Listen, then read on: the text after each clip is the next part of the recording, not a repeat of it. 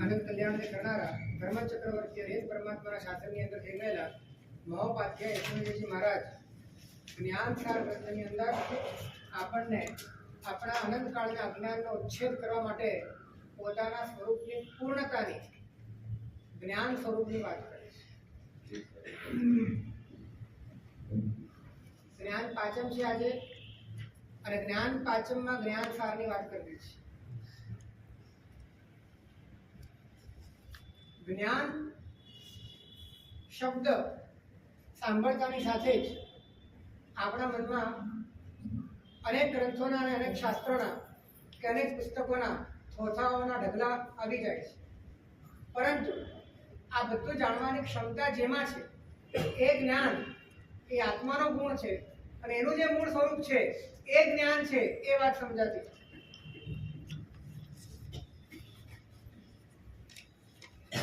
અને જીવે અનંતકાળમાં બહારનું જાણવામાં, અક્ષરો વાંચવામાં અને ગ્રંથો ગોખવામાં પણ કશું બાકી નથી રહ્યું, પરંતુ એને જ્ઞાનની મૂળ વ્યાખ્યા સમજાઈ નથી, અને માટે અજ્ઞાન અકબંધ ઉભું રહ્યું, અને પરિણામે સંસાર ઉભો રહ્યો. એટલે આજે જ્ઞાન પાંચમના દિવસે જ્ઞાનની 5 વાત સમજવી છે.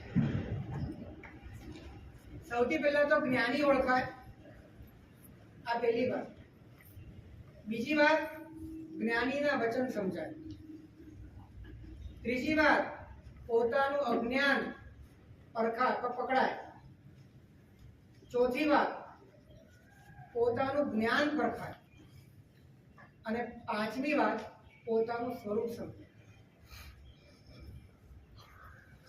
ફરીથી સૌથી પહેલા જ્ઞાની ઓળખ. જ્ઞાની કોણ છે એ વાત પોતાના ભીતરમાં રહેલી યોગ્યતાના કારણે સમજાય. બીજા નંબરમાં જ્ઞાનીના વચન સમજાય. ત્રીજા નંબરમાં પોતાનું અજ્ઞાન પકડાય. ચોથા નંબરમાં પોતાનું જ્ઞાન પરખાય.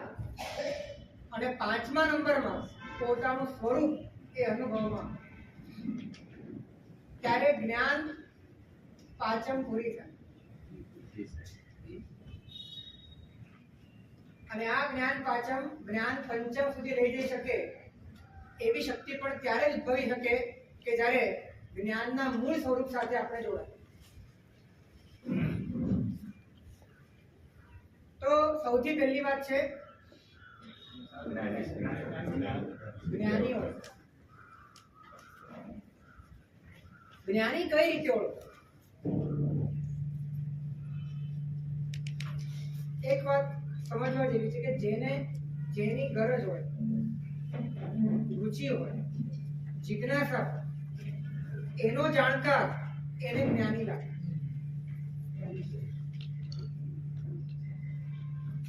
આપણને શેની રુચિ છે, શેની ગરજ છે, શેની જિજ્ઞાસા છે એ વિચારવાનું. તો આપણને કોણ જ્ઞાની લાગે છે એનો જવાબ આપણને અંદરથી મળ્યો. શેની ગરજ છે આપણને? કંઈક બનવા માટે બાહ્ય પદાર્થોની ગરજ રાખવી પડે એવું વ્યક્તિત્વ એમાં જ આપણને રસ છે. અને માટે જે લોકો કંઈક બન્યા છે, આ દુનિયાની સામે પ્રસ્તુત થઈ શક્યા છે, અને માટે લોકો કઈ રીતે બન્યા, એમની જે આવડત છે, એમની જે માહિતી છે, એમની જે કળા છે, એમની જે કુશળતા છે, આપણને લાગે છે કે એ ખરેખર જ્ઞાની છે, કેમ કે કંઈક બન્યા છે. તો જ્ઞાનનું આઉટપુટ આપણી દ્રષ્ટિએ કાંઈક બનવું છે, અને માટે કારણ કે આપણને રસ જ બનવામાં, આપણને રસ જ વ્યક્તિત્વમાં છે, માટે આપણી ગરજ અને રુચિ એ અહંકારથી અભિશાપિત છે, અને માટે આપણને જ્ઞાની પણ એ જ લાગશે કે જેમાં અહંકાર કરવાની કોઈક શક્યતા જ્યાં તમને દેખાશે. સમજાય છે?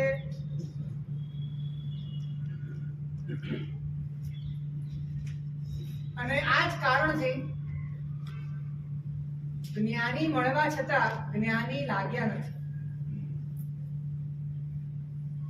અને કદાચ જ્ઞાની મળ્યા અને જ્ઞાની લાગ્યા તો એટલા માટે લાગ્યા કે એ જ્ઞાની પાસે આપણી રુચિ પ્રમાણેનું કાંઈક હશે.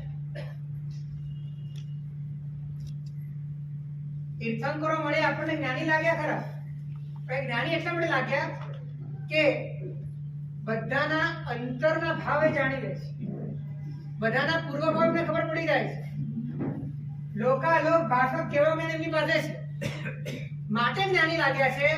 પરંતુ એ પોતે આ તમામ જાણકારીઓથી અલિપ્ત છે એવું એમનું જ્ઞાન સ્વરૂપ છે. એ વાતને લઈને ક્યારે પણ જ્ઞાની તરીકે સમજાયા નથી,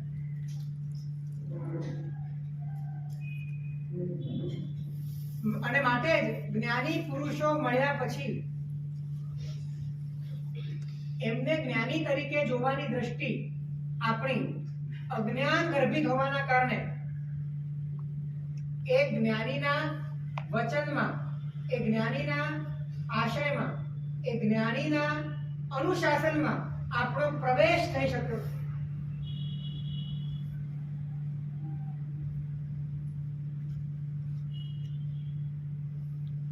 એટલે વિચારવા જેવું છે કે સૌથી પહેલું સ્ટેપ જ્ઞાની ઓળખાય, એમાં જ આપણે અંદરથી તૂટેલા હોય, અને એનું કારણ આપણી ગરજ અને આપણી રુચિ એ જ અવળી હોય, એ જ ઉદ્ગલમુખી હોય, એ જ પદાર્થમુખી હોય, અને માટે આપણને જ્ઞાની એ જ લાગતા હોય કે જે આ દુનિયામાં કંઈક વ્યક્તિત્વના સ્તરે ઉકાળી શકતા હોય અને કંઈક બની શકતા હોય, અને માટે આપણે એ બાજુ જ ઝૂકીએ.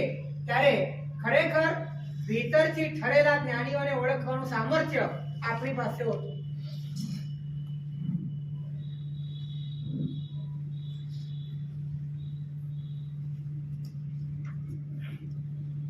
જ્યાં કંઈક બનવાની લાચારી ઊભી જ ન થતી હોય, જ્યાં તમારે બનવું પડે અને બનવા માટે કંઈક મેળવવું પડે, કરવું પડે કે જાણવું પડે, એવી લાચારી જ્યાં નથી, જ્યાં મજબૂરી નથી,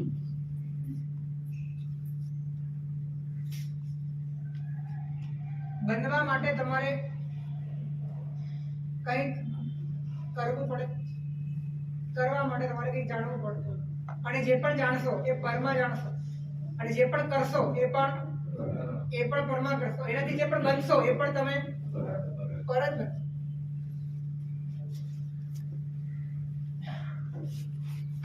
તો જ્યાં આવી લાચારી બનવાની, કરવાની કે જાણવાની, ત્યાં લાચારી જ નથી. તમે છો માટે તમે છો, તમારે કંઈક બનવું, અને એ પણ કોઈકના માધ્યમે બનવું, અને એ માટે તમારે કંઈક કરવું પડે. આ બધી ઝંઝટમાં પડવું ના, તમે છો માટે તમે છો. આવું સ્વતંત્ર, ઇન્ડિપેન્ડન્ટ અસ્તિત્વ, એની રુચિ જેના હૃદયમાં પ્રગટ થાય, એના નેત્રોમાં એક એવી પરખ આવે છે કે જેની પાસે પણ સ્વાધીન સુખનો ભંડાર છે, જે ભીતરથી અંદરથી ઠરેલો છે, જે પામેલો છે, એને જોઈને એને ખબર પડે છે કે આ જ્ઞાની પુરુષ.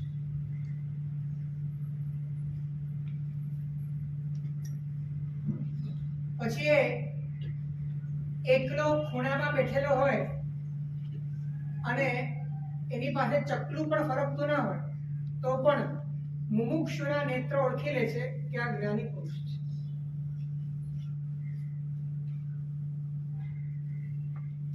કદાચ તમારા આંગણે કોઈ ભીખ માંગવા આવ્યો હોય પણ એની મુખ મુદ્રા જોઈને તમને ખ્યાલ આવે કે આ જ્ઞાની પુરુષ છે.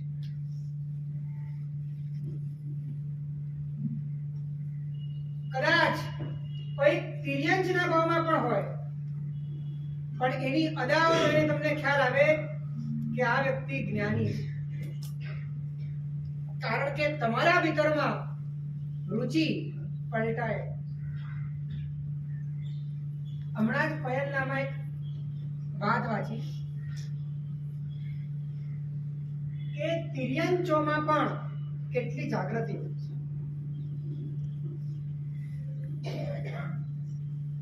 એક સમુદ્રમાં અઢી દીપની બહારની વાત છે. સમુદ્રમાં વડવાનળ લાગે. વડવાનળ એટલે દરિયાના મોજાઓ પરસ્પર અથડાઈને જે આગ દરિયામાં પેદા થાય, પાણીમાં આગ પેદા થાય અને ભયંકર ભીષણ આવે. આમ એની જ્વાળાઓની શિખાઓ બહુ ઊંચી હોય તો એ ભયંકર આગ જ્યારે પાણીમાં લાગે છે ત્યારે દૂરથી એક માછલું જુએ છે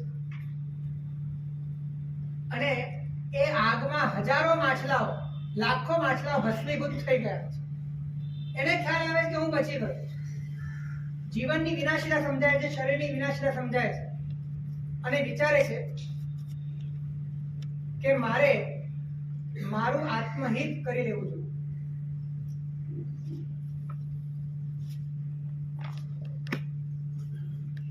અને પોતે અંદરથી પોતે અંતર્મુખ થઈને આ બધા જે ભાવો વિનાશી છે, આ રીતે બળી જવાના છે કે ખતમ થઈ જવાના છે, એનાથી પરે થઈને પોતે પોતાનામાં ઠરે છે. હવે પોતે દરિયામાં સંચરણ પણ કરવાની ઈચ્છા નથી રાખતો. કંઈક પકડવું ને કંઈક ખાવું એ પણ હવે અંદરથી પોસાય તેવું નથી. સ્થિર થવું છે માટે કિનારા પર આવવું. અને કિનારા ઉપર એની સપાટી જોઈને પંખીઓને શિકાર મળ્યો અને પંખીઓ ત્યાં આવીને એને ફોલે છે. અને એ વખતે પણ અંદરથી દ્રષ્ટા ભાવે જોનારો આ માછલી પોતાના હિતને ચૂકતો નથી,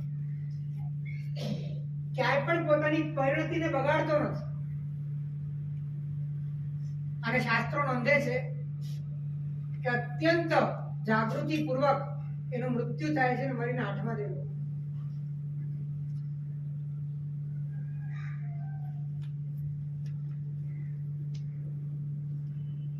એક હાથીની પણ વાત એમાં આગળ લખી છે. જંગલમાં એક હાથી હતો અને મુનિને જોયા. મુનિની નિર્મળ, નિશ્ચલ, નિખાલસ અને નિસંગ સ્થિતિને જોઈને અંદરથી એને બોધ થયો સ્વરૂપનો. એને ખ્યાલ આવ્યો કે ખરેખર આ બધા જુદા જુદા શરીરમાં તત્વ તો એક જ છે, વસ્તુ તો એક જ છે. અને ધીરે ધીરે એને અનેક હાથણીઓ સાથે રહેનારો આ હાથી એને સંગ છોડવાનું ચાલુ કર્યું.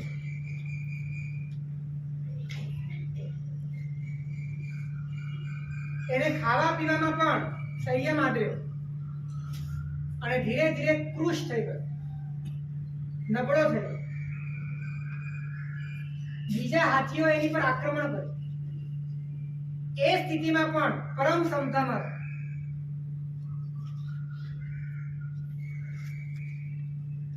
એમાં લખે છે કે ત્યાં રહેલો એક વ્યંતર દેવ હાથીની આ ક્ષમતા જોઈને એની પૂજા કરે. હાથીની આ અંતર્મુખતા જોઈને એને વધાવે છે. અને એ હાથી પણ પરંપરાએ મોક્ષના માર્ગમાં આગળ વધે. તિર્યંચોમાં પણ આટલો બદલાવ, આટલું પરિવર્તન, આટલું ડ્રાસ્ટિક ચેન્જ આવી શકતો હોય તો એક મનુષ્ય તરીકે સંઘની પંચેન્દ્રિય અને એમાં પણ જ્યારે આપણને આટલી વિપુલ સામગ્રીઓ મળી હોય અને છતાં પણ આપણે જાગવા તૈયાર ન હોય તો ખરેખર બહુ મોટો પ્રશ્ન છે.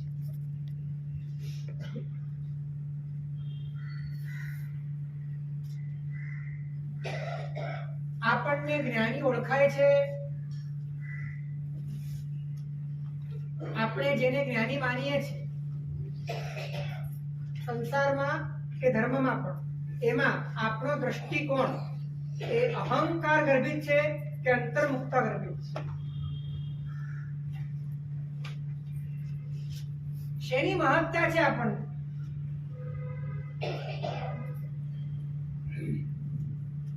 આપશો જવાબ?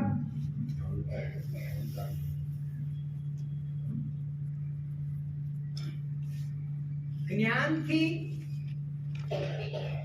જાણવાની વાત સમજાય છે, જ્ઞાનને જાણવાની વાત સમજાતી નથી. ફરી રિપીટ, જ્ઞાનથી જાણવાની વાત સમજાય છે કે હું જ્ઞાનથી કંઈક જાણું, પદાર્થો જાણું, ચોપડીઓ વાંચું, શ્રવણ કરું, દુનિયાદારી સમજું, જનરલ નોલેજ મેળવું, પરીક્ષાઓ પાસ કરું, આ બધું સમજાય. જ્ઞાનથી જાણું એ વાત સમજાય. પણ જ્ઞાનને જાણવું, જ્ઞાનને જાણવાની વાત સમજાતી કે જ્ઞાન શું છે? હું જેનાથી આ બધું જાણું છું એ શું છે?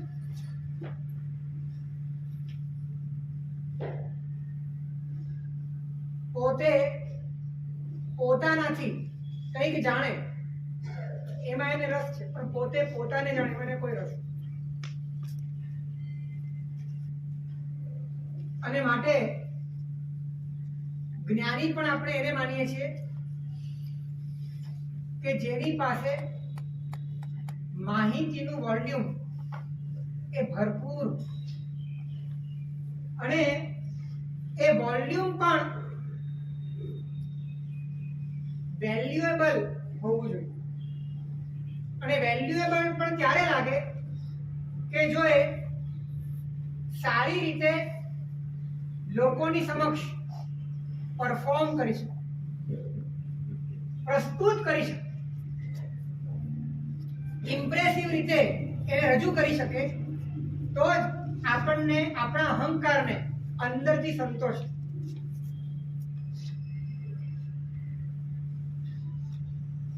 ટૂંકમાં જ્યારે અહંકારને કોઈક સંભાવના ક્યાંક દેખાય તો જ એ ઝૂકવા તૈયાર. અને માટે તમારા અહંકારને ઝુકાવવા જ્ઞાનીઓને પણ તમારી ભાષા વાપરવી પડે છે.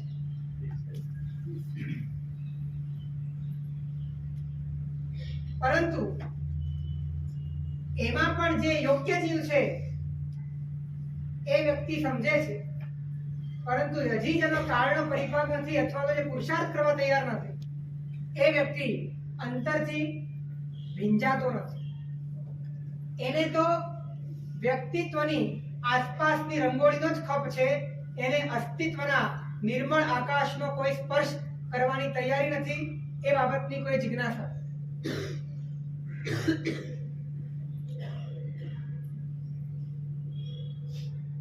એક વાત ધ્યાનમાં રાખજો કે જ્ઞાન પાચમમાં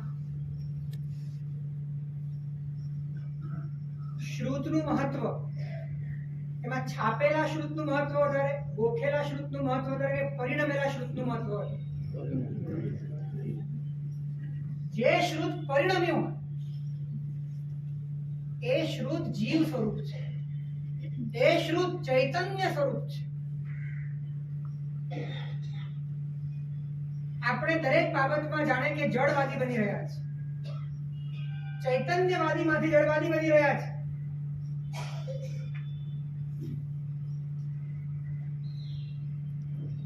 આપણે ચારિત્રને ઉપકરણમાં સમાવી દીધું. ચરવડું, કટાક્ષનું, મુપત્તિ, ધોતિયા અને વગેરે વગેરે. દર્શનને આપણે માત્ર દેરાસરમાં પૂરી દીધું અને જ્ઞાનને આપણે પુસ્તકોમાં ભંડારી દીધું. આ ત્રણે ત્રણ ગુણ આત્માના ચૈતન્ય સ્વરૂપ છે.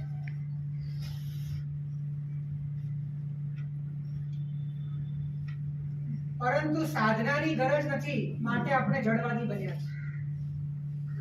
સાધનાની દ્રષ્ટિ નથી માટે આપણે જડવાદી બન્યા છે. અત્યારે શ્રુતની રક્ષા માટે કરોડો રૂપિયા ખર્ચાય છે, લાખોના દાન અપાય છે અને હજારો પુસ્તકો છપાય છે. જ્ઞાન ભંડારોના લિસ્ટિંગ થાય છે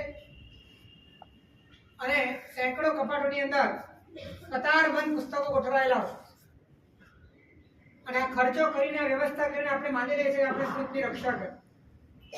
પણ આ જડવાદી દ્રષ્ટિકોણ છે.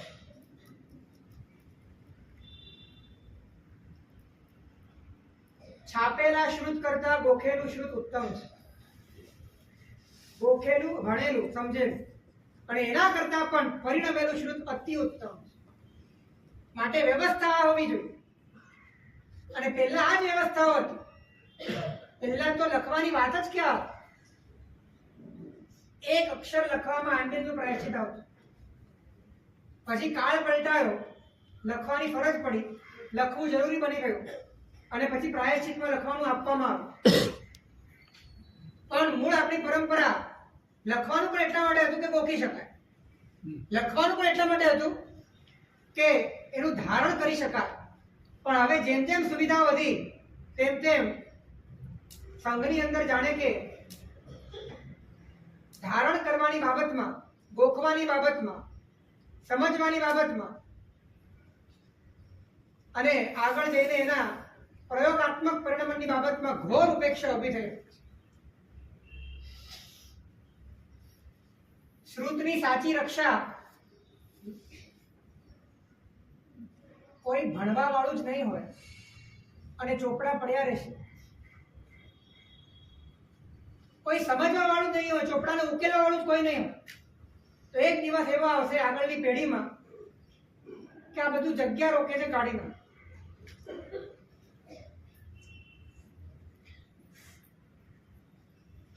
એટલે ખરેખર શ્રુત એ જીવંત વસ્તુ છે, જડ નથી.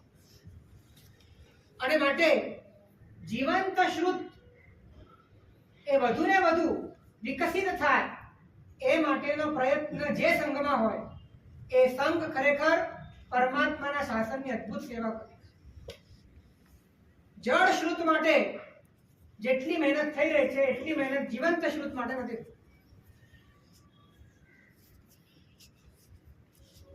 ઈર્લા સંઘની અંદર તો આ જાગૃતિ સારી છે, અન્ય સંઘોમાં તો જળ શ્રુત માટે પણ એટલી જાગૃતિ નથી. પણ એટલું પર્યાપ્ત નથી.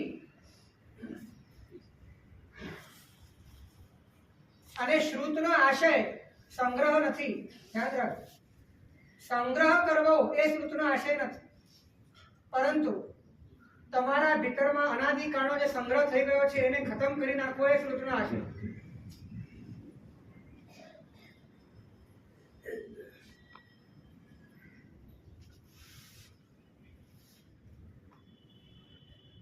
કેવા કેવા મુનિઓ થયા છે આપણે, જે બકુલભાઈ, શ્રુતનું ધારણ કરવામાં.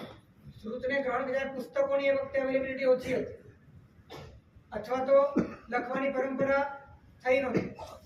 ત્યારે એક દિવસમાં રોજની 700 ગાથા નવી ગોખતા.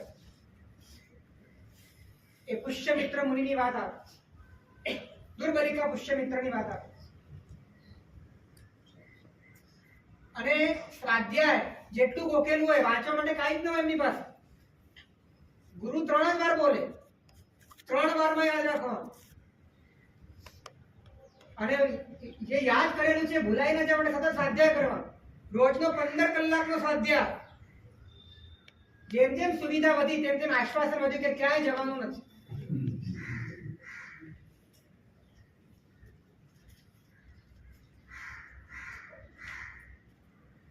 પરંતુ જે હાથે તે સાથે, જે હાથે તે જ સાથે. અચાનક તમારી આંખ ગઈ, અચાનક તમે ડિપેન્ડન્ટ થયા, એ વખતે તમારી પાસે ચિંતન કરવા માટે તમે જે ગોખેલું છે, તમે જે આત્મસાત કરેલું છે એ જ તમને કામ લાગવાનું છે, બીજું કઈ કામ લાગવાનું નથી.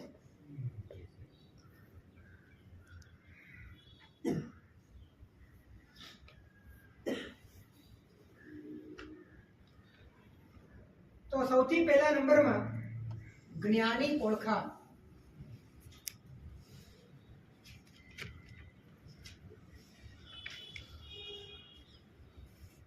હમણાં એક મહાત્માએ અમને કહ્યું કે સમ્યક દર્શન એના 67 ભેદોમાં 8 પ્રભાવકની પણ વાત આવે.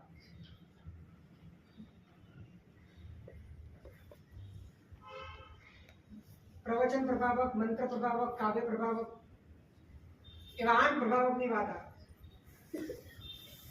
પણ આજે એવું દેખાય છે કે 9મા પ્રભાવક પણ ઉભા થયા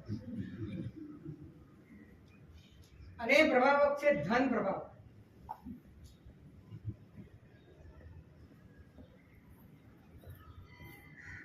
જેમ જેમ જળ વાગીતા આવી તેમ તેમ પ્રાયોરિટી તમારી બદલાય અને જ્યારે જેટલું સ્તર, જેટલો મહિમા, જેટલો વ્યાપ, જેટલું કાર્ય જળમાં વધે છે એટલી ચૈતન્યની કલ્પલતા સુકાઈ જાય.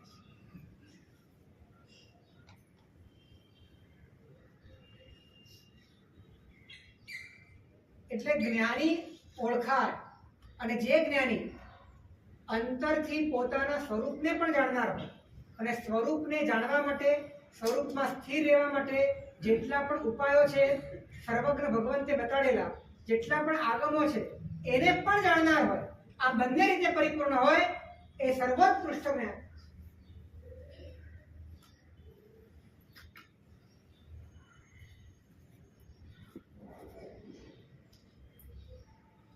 અને માટે જ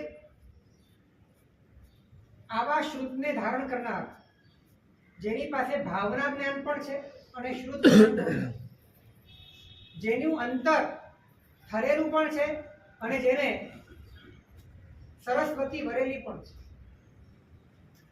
એવા મહાપુરુષો આ જગતનું કલ્યાણ કરનાર.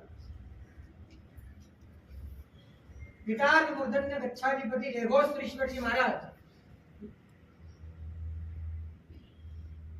દીક્ષા જીવનના પ્રારંભ કાળથી અત્યંત અંતર્મુખ જીવન, એમની 17 સાધુઓની ટુકડી, ગૃહસ્થનો કોઈ પરિચય નહીં, એક રૂમની અંદર રહેવાનું, દિવસમાં 15 કલાક સ્વાધ્યાય કરવાનું, રાત્રિ સ્વાધ્યાય કરવાનું, ગોચરીએ પાણી પણ જવાનો બહુ મોટો પ્રશ્ન એમને આવતો નહોતો, કોઈનો જ પરિચય નહીં.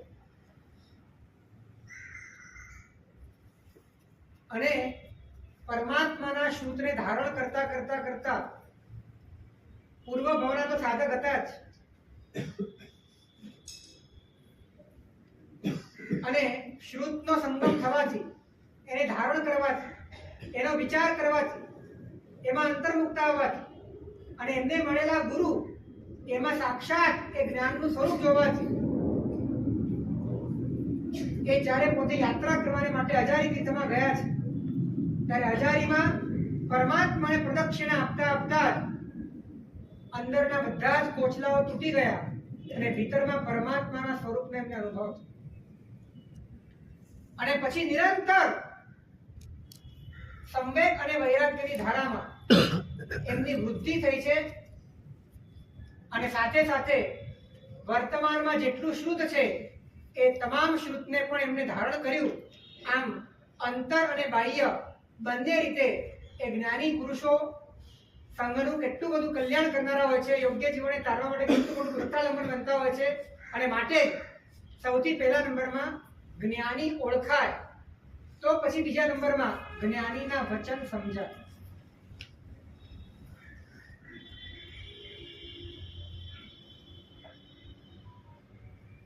જ્ઞાની ઓળખાયા પછી જ જ્ઞાનીના વચન જ્ઞાનીના હૃદયમાં રહેલા આશય સાથે સમજાય.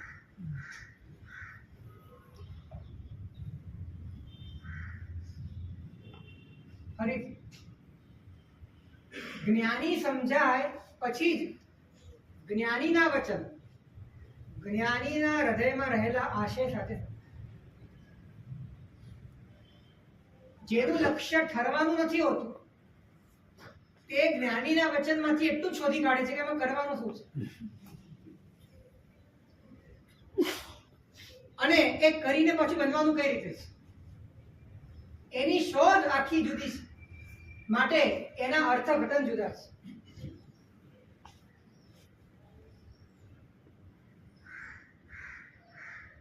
એટલા માટે આગમ ગુરુ ગમથી વાંચવાના છે કે તમે તમારું ભળતું સળતું અર્થઘટન ના કરો.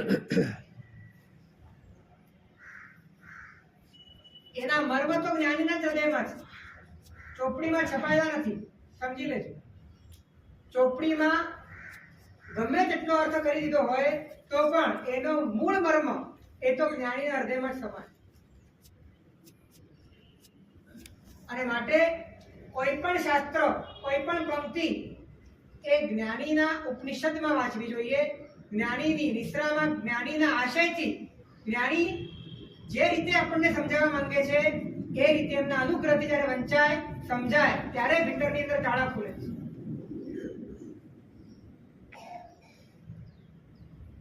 આપણે જાતે ને જાતે કેટલી ચોપડીઓ વાંચતા હોય,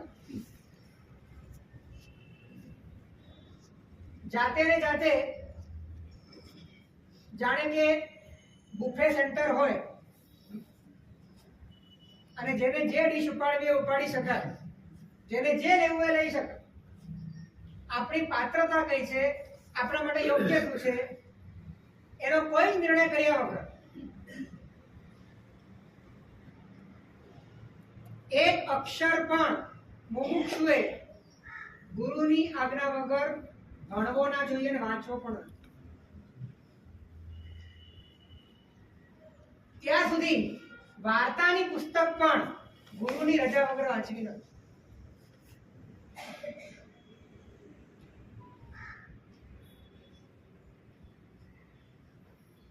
અહીં તો આપણે વાંચી વાંચીને એટલા બધા જ્ઞાની થઈ ગયા છે, અધૂરા ઘડા એવા છલકાય છે. નથી તમારી તરફ ગુજરાતી, નથી બીજાની તરફ ગુજરાતી. થોડુંક પણ શ્રુત જો ગુરુગમથી મળેલું હોય તો કલ્યાણકારી છે, અને ઘણું બધું શ્રુત એ માત્ર સ્વચ્છંદતાથી ખરડાયેલું હોય તો એ અકલ્યાણકારી.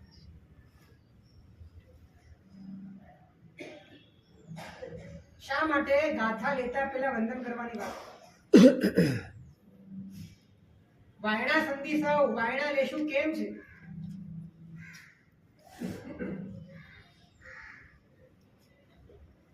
અને એક અક્ષર પણ જે તમને આત્માના હિતમાં સમજાવે છે,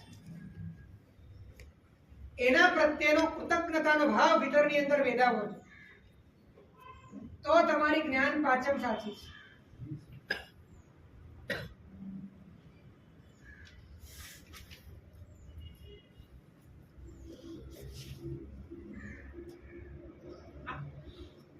એક પરંપરાની વાત આવે છે કે એક મુમુક્ષુ ગુરુ પાસે જાય છે, સાધના કરવી છે, દીક્ષા લે છે. અન્ય પરંપરાની આ વાત છે. ગુરુ ઠરેલા છે, સમજેલા છે ને પામેલા છે. આનો ક્ષયોક્ષમ, આની હોશિયારી બહુ સારી છે. સંસારમાં પણ એક ક્લેવર વિદ્યાર્થી તરીકે તરીને આવે. અહીંયા આવ્યા પછી ગુરુ એને માત્ર ઝાડુ કાઢવાનું કામ સોંપ્યું. ઝાડુ જ કાઢવાનું, બીજું કાંઈ નહીં કરવું. આ આખા આશ્રમમાં એક પાંદડું પડે એટલે પાંદડું ઉચકી દેવું.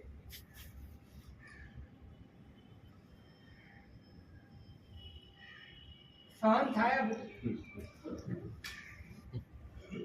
તમે વ્યાખ્યાનમાં આવો અને એક દિવસ આપણે આખું મૌન વ્યાખ્યાન રાખીએ તો કેવું હોય?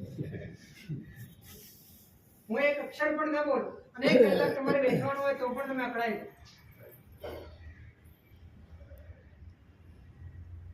12 વર્ષ સુધી ઝાડુ મારે છે.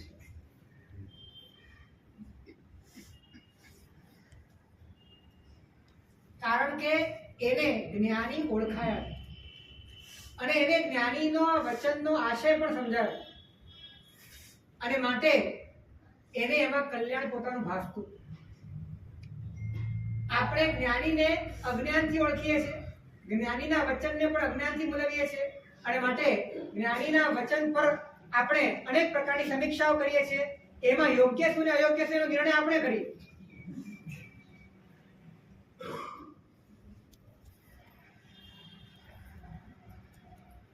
અને આપણી ફ્રેમમાં જો યોગ્ય લાગતું હોય તો આપણે નક્કી કરીએ કે આ જ્ઞાની છે.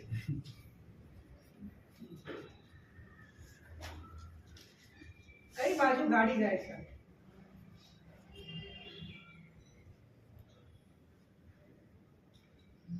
જ્ઞાની એમ કે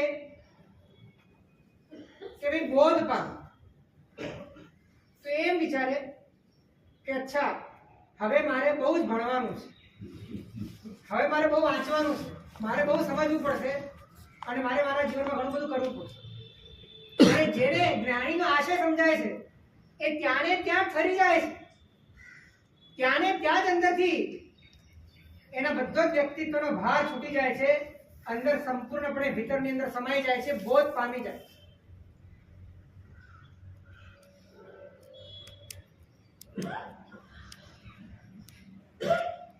બુજ્જ ચંડકોશિયા આટલું જ બોલ્યા. અને નાગમાં પાત્રતા હતી જ્ઞાનીને ઓળખવાની અને જ્ઞાનીના વચનને સમજવાની અને માટે શરીર લઈને જ બેઠેલો હતો ક્રોધના ઘરનું અને છતાં પણ અંદરથી એટલું બધું પરિવર્તન આવ્યું કે બે શબ્દોમાં એનું આંતરિક આમૂલચૂલ પરિવર્તન થયું.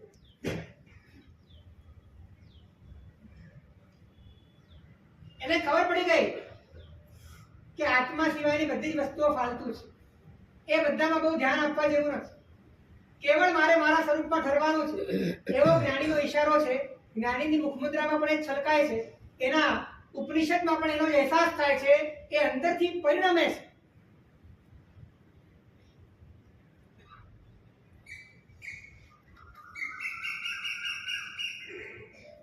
સાચું બોલો કે આપણે ખરેખર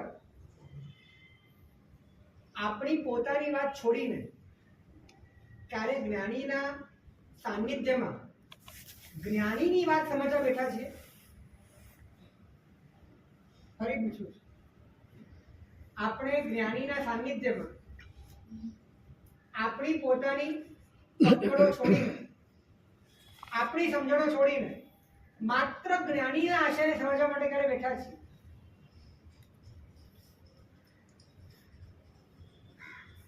આપણે આપણા ડાપણનો ડોયો દરેક જગ્યાએ હલાવે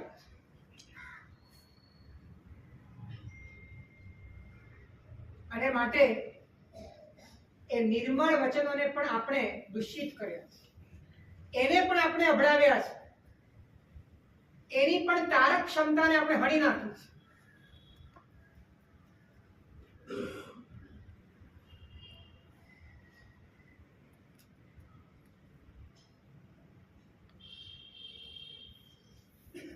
જ્ઞાની ઓળખાય, જ્ઞાનીના વચન સમજાય.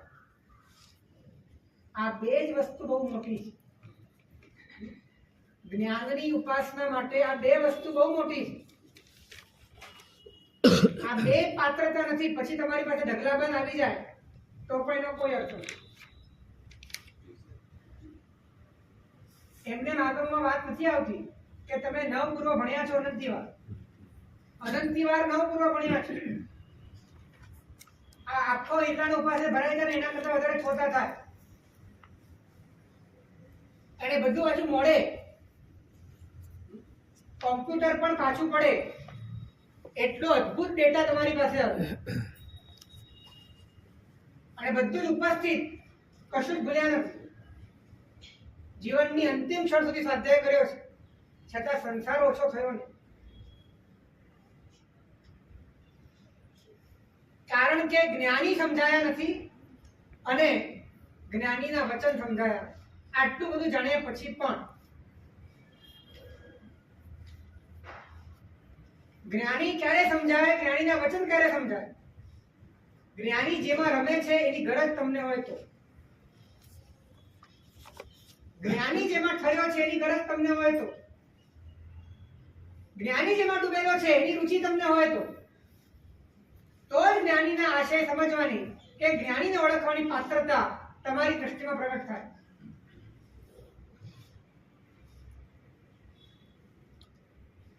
અને જ્ઞાની જેમાં ડૂબ્યો છે, જ્ઞાની જેમાં રમ્યો છે,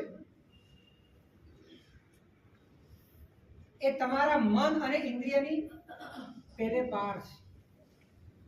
તમારી કલ્પના શક્તિ પણ ત્યાં સુધી પહોંચી શકે તેમ અતિન્દ્રિય છે. અને આવા અતિન્દ્રિય એક્ઝિસ્ટન્સ ઉપર વિશ્વાસ કરવો, શ્રદ્ધા રાખવી અને એ જ મારું સ્વરૂપ છે એમ જ્ઞાનીના આદર્શને જોઈને અંદરથી એ વસ્તુનો નિર્ણય થવો એ જ જ્ઞાનીને ઓળખવાની પાત્રતા છે, જ્ઞાનીના વચનને સમજવાની ક્ષમતા છે. સમજાય છે?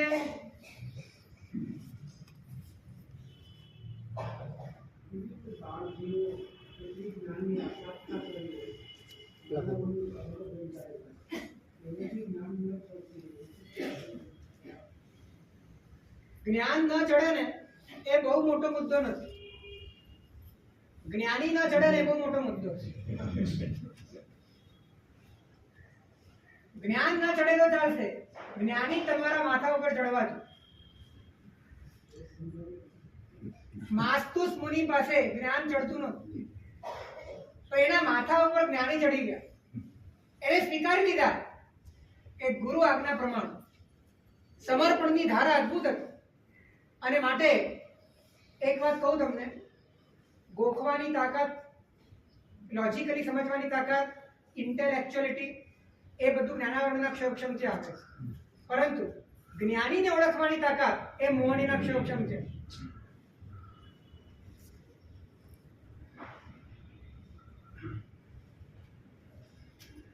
શાસ્ત્રો નું અર્થઘટન ત્યાં સુધી ઈશારો આપે છે કે એક નવપૂર્વી, દુર્ભવી કે અભવી, મિથ્યાથી નવપૂર્વી એના કરતા ગલીમાં રખડનારો સમ્યક દ્રષ્ટિ કૂતરો વધારે જ્ઞાની છે. કેમ કે એનો બોધ વધારે સૂક્ષ્મ છે, એની પહોંચ અતિન્દ્રિય વિશ્વ સુધીની છે.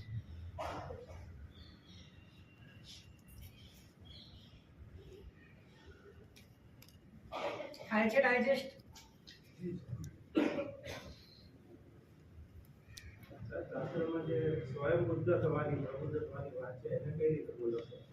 કોઈ પણ સ્વયં બુદ્ધ એ ભાવની અપેક્ષા જ હોય છે. ગયા ભાવમાં તો એ ગુરુની પાસે જ હોય છે, એટલે એની યાત્રા ચાલુ જ છે.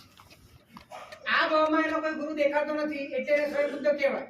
પણ ભવો ભાવમાં તો એ ગુરુ પાસે જ ઘડાયો છે, સમર્પણની ધારા એને કેળવી જ છે. એને પોતાની મિથ્યામતી સ્વચ્છંદતાને નાથી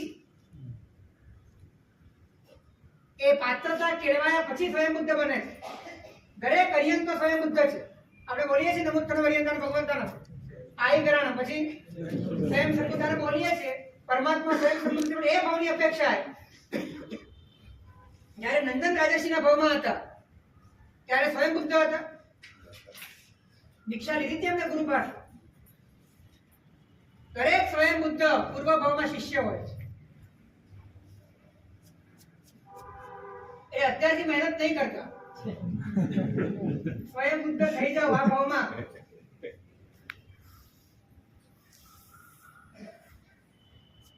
જે સ્વયં શુદ્ધ થઈ શકે સ્વયં બુદ્ધ થઈ શકે. જ્યાં સુધી તમારી પર અનુશાસનની જરૂર છે, તમે એકલા અને એકાંતમાં હો અને ત્યારે તમારી પ્રામાણિકતા કામ ન કરતી હોય, તમે લપસી જાઓ, તમે નિમિત્તોને પરવશ બની જાઓ, તમે આંતરિક રીતે પૂરેપૂરા કચડાઈ જાઓ, અંદરથી વેરાઈ જાઓ અને વિખેરાઈ જાઓ, એટલી તમારી જ્યારે અંદરમાં એક ડેલિકેટ પરિસ્થિતિ હોય ત્યારે ડગલે ને પગલે તમારા માથે ગુરુના અનુશાસનની આવશ્યક.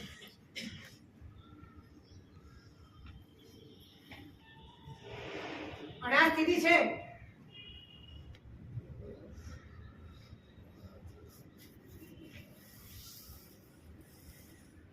ત્રીજા નંબરમાં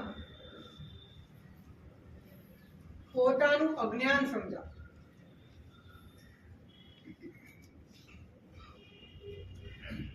જેને તત્વરુચિ થઈ છે એને જ્ઞાનીના વચન મળતાની સાથે એ વાત સમજાય છે કે હું કંઈક વસ્તુ નથી જાણતો એ અજ્ઞાન નથી, હું મને નથી જાણતો ને એ જ. અને હું મને જે સ્વરૂપે જાણું છું એ મારું સ્વરૂપ નથી માટે અજ્ઞાન, અને જે મારું સ્વરૂપ છે એને હું નથી જાણતો માટે અજ્ઞાન. તો એ અજ્ઞાન એ જીવને ખૂંચે છે. એક વાત ધ્યાનમાં રાખજો, અજ્ઞાન ખૂંચવાની પાત્રતા જેનામાં હોય ને એ જ વ્યક્તિના ભીતરમાં જ્ઞાન માર્ગની સાધના પ્રગટે છે. તમને અજ્ઞાન ખૂંચે છે, સૌથી પહેલા તો અજ્ઞાનની ડેફિનેશન, હું કાંઈ નથી જાણતો એ અજ્ઞાન નથી, હું મને નથી જાણતો ને તે અજ્ઞાન. અને આ અજ્ઞાન આપણને ખૂંચે છે, હા કે ના?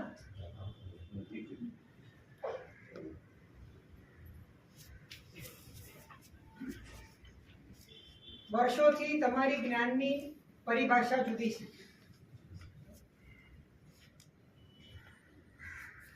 તમારી જ્ઞાનની પરિભાષા એ છે કંઈક જાણીએ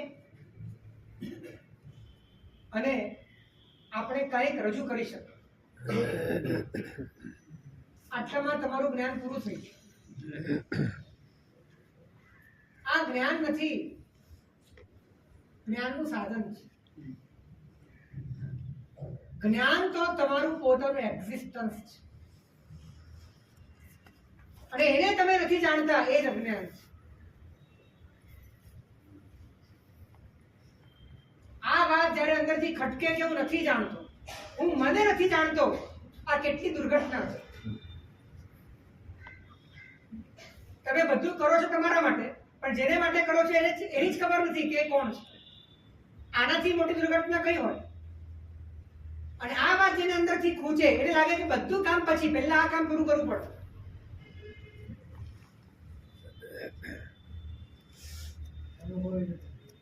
ઘરમાં બધું જ હોય પણ તમારું આરોગ્ય કથળેલું હોય તો તમે બાકી બધું છોડીને આરોગ્યની સાચવણી કરો.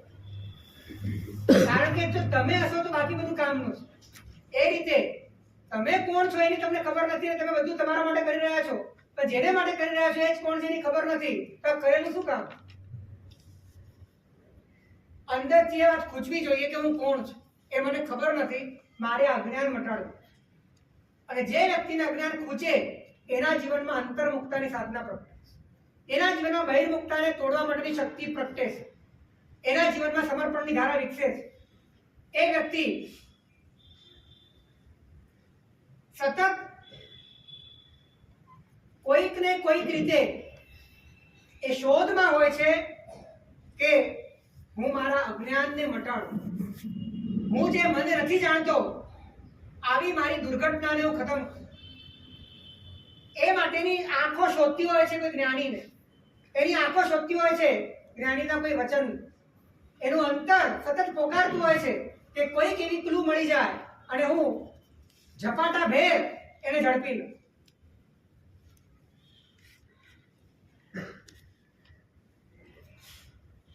જ્ઞાન અને જ્ઞેય એક રૂપે થઈને હું તરીકે અનુભવાય એનું નામ અજ્ઞાન. ફરીથી, જ્ઞાન અને જ્ઞેય. જ્ઞેય એટલે ખબર છે ને, એનું વચ્ચે 5-10 દિવસ થઈ ગયા તો બોલી ના ગયા. જ્ઞાન અને જ્ઞેય બંને એક રૂપ થઈ હું રૂપે અનુભવાય એનું નામ અજ્ઞાન છે. અને આ અજ્ઞાન જેને ખૂંચ્યા કરે એને એમ લાગે કે નહીં, જ્ઞેય જુદું છે અને જ્ઞાન જુદી વસ્તુ છે, અને મારે મારા જ્ઞાનની સ્વતંત્ર સત્તાનો અનુભવ કરવો છે. અને અંદરથી એ માટે સતત પોતે છૂટવા માટે મથતો હોય, અંદરથી ભેદ કરવા મથતો હોય એ મુમુક્ષુ જીવ એ દરેક પળે ખાતા પીતા બેસતા ને ઉઠતા એની સાધના ચાલુ. તો આ ત્રીજી વાત કે જેને પોતાનું અજ્ઞાન પકડાય, તમારામાં જ્ઞાન આવ્યું એની સૌથી પહેલી નિશાની એ કે તમને ખબર પડે કે હું અજ્ઞાની છું. તમારામાં જ્ઞાન આવ્યું એની સૌથી પહેલી નિશાની એ કે તમને ખબર પડે કે હું અજ્ઞાની છું. લાગે છે તમને? મહોપાધ્યાય યશોવિજયજી મહારાજ એમ કહે છે, અસ્માદ દૃશામ પ્રમાદ ગ્રહગ્રસ્તાના ચરણ કરણ હીનાના અબ્ધે પોતૈવ પ્રવચન રાગ એવ તર્ણો. અમારા જેવા પ્રમાદ રૂપી ગ્રહથી ગ્રસ્ત થયેલા ચરણ અને કરણથી હીન એવા આ જીવને માટે સાગરમાં નાવડીની જેમ તારા શાસનનો અનુરાગ એ જ તરવાનો એકમાત્ર ઉપાય. તમે જેમ જેમ જ્ઞાની થાવ તેમ તેમ તમને તમારા દોષ દેખાય છે અને બીજાના તમને ગુણ દેખાય. જો આનાથી વિપરીત હોય તો સમજવું કે અજ્ઞાન વધ્યું છે. એટલે કે જો તમને તમારા જ ગુણ દેખાય અને બીજાના દોષ દેખાય તો સમજવું કે અજ્ઞાનની વૃદ્ધિ થઈ છે.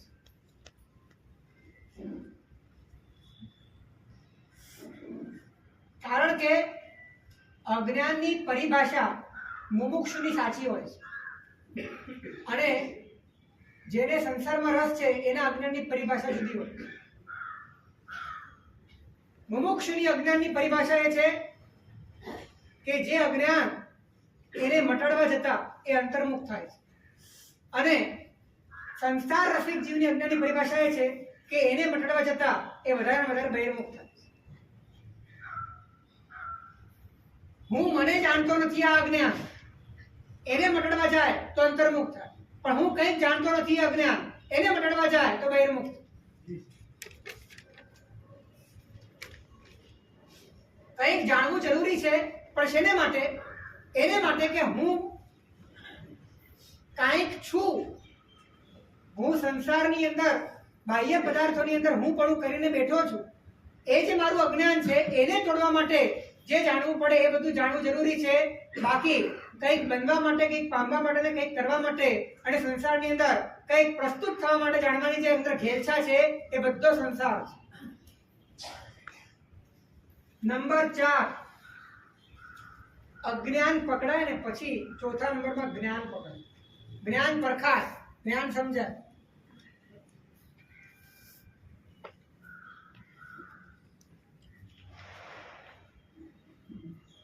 તમે જે જાણો છો એ બધું બદલાય છે પણ તમે જાણો છો બદલાતું નથી. ખ્યાલ આવ્યો? તમે જે જાણો છો ને બધું બદલાય છે પણ તમે જાણો છો ને બદલાતું નથી. અને જે બદલાય છે એને જાણવામાં રસ છે પણ તમે જાણો છો એને જાણવામાં તમને રસ નથી. બધું સેમ સેમ લાગે ને પણ એવું નથી, બધું જુદું છે. તમે જે જાણો છો, જે એટલે એ બધું બદલાય છે પણ તમે જાણો છો એ બદલાતું નથી. તમારું જે જાણવું છે એ અખંડ છે. વસ્તુઓ બદલાયા કરે છે, ઓબ્જેક્ટ બદલાયા કરે છે. જાણવું તમારું અખંડ છે અને જે અખંડ છે એને જાણવું નથી. જે સખંડ છે એને જાણ્યા કરવું છે. તો જેને પોતાનું અજ્ઞાન સમજાય છે એને ખ્યાલ આવે છે કે આ જે બદલાતા પદાર્થો છે એમાં મેં હું પણ કર્યું છે અને માટે મને મારું સ્વરૂપ જણાતું નથી. તો ધીરે ધીરે પોતાની પકડ ત્યાંથી છોડતો જાય તો એને પોતાનું જ્ઞાન સમજાતું અને પછી 5મા નંબરમાં એને જ્ઞાન સમજાતાની સાથે પોતાનું સ્વરૂપ સમજાય. આમ સ્વરૂપ સમજાતા પછી એને જે પણ સમજાય એ બધું જ એને માટે જ્ઞાન છે. પછી એ આગમ વાંચે તો પણ જ્ઞાન અને બાઇબલ વાંચે તો પણ જ્ઞાન, કુરાન વાંચે તો પણ જ્ઞાન. કેમ કે હવે દ્રષ્ટિ સમ્યક થઈ ગઈ છે માટે વિશ્વમાં જ્યાં જ્યાં નજર કરશે એ બધી જગ્યાએ એ પોતાના આત્મહિતને અંકે કરશે, આત્મહિતને સાધી લેશે એવી એની અંદર કાબેલિયત આવી ગઈ છે. માટે આ જ્ઞાન પાંચમીના દિવસે આ 5 વસ્તુ ફરી તમારે રિપીટ કરવાની છે. નંબર 1 જ્ઞાની ઓળખાય. નંબર 2 જ્ઞાનીના વચન સમજાય. નંબર 3 પોતાનું અજ્ઞાન પકડાય. નંબર 4 પોતાનું જ્ઞાન સમજાય. અને નંબર 5 પોતાનું સ્વરૂપ સમજાય. ત્યારે આપણી જ્ઞાન પાચમની આરાધના પરિપૂર્ણ થાય. માટે પરમાત્માના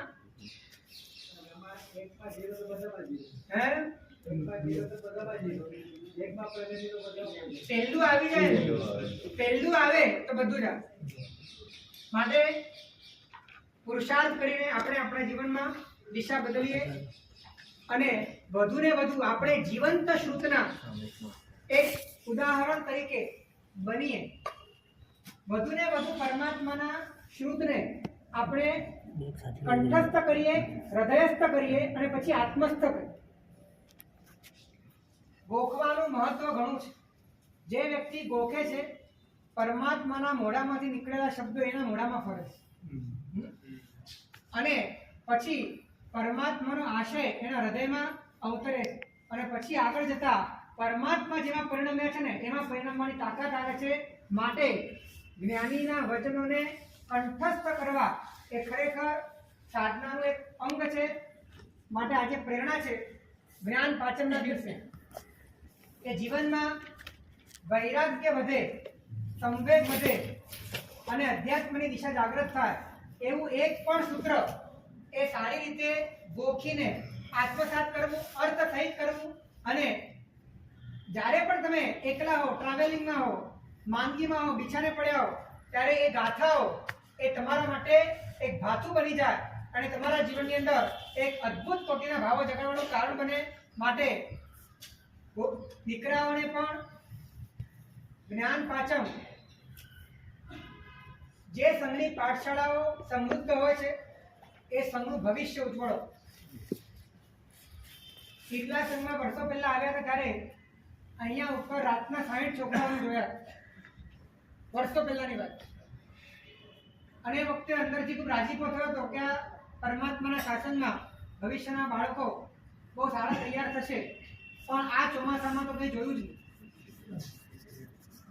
એટલે ફરી પ્રેરણા છે કે બાળકો માટે ખાસ જાગૃતિ રાખીને માત્ર એમને ગોખણ પટ્ટીનું જ્ઞાન ન મળે પણ સાથે સાથે સમજણનું પણ સ્તર એમનું વિકસિત થાય અને પહેલેથી એમનું માઇન્ડ પ્રોગ્રામિંગ એટલું સરસ થઈ જાય કે આ દુનિયાને ઝેરી વાતાવરણમાં એમની ઇમ્યુનિટી એટલી સ્ટ્રોંગ રહે કે પરમાત્માના શાસનના લોજિક એ એમના હૃદયને કોઈ પણ હિસાબે દુનિયાની વાત માનવા માટે અંદરથી મંજૂર ન કરે એટલું સારું ઘડતર પાઠશાળાના માધ્યમે થાય. અને આજે બીજી પણ એક પ્રેરણા છે. જ્ઞાન પાચમનો દિવસ છે. ચાતુર્માસના દિવસોની અંદર વિવિધ તપો થયા છે અને આ ચાતુર્માસની પૂર્ણાહુતિ પણ તપના માધ્યમે થાય. એ રીતે શત્રુંજય મોદક તપ, જે તપ નાનકડો છે, તપના અવસર આવે અને આપણી શક્તિ હોય તો વારંવાર તપમાં જોડાવવું જોઈએ.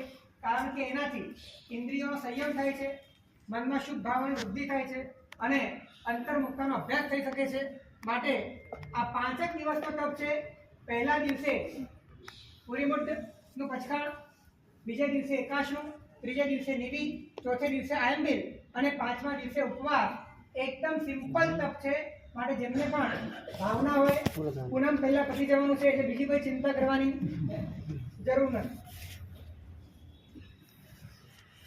આ 4 મહિનામાં 2 પંડિતજીઓ હતા. એક પંડિતજી દિવાળીના સમયમાં સંગીતનું બહુમાન કર્યું. બીજા પંડિતજી છે એમને અમારા નાના મહારાજને વ્યાકરણનો અભ્યાસ કરાવ્યો છે.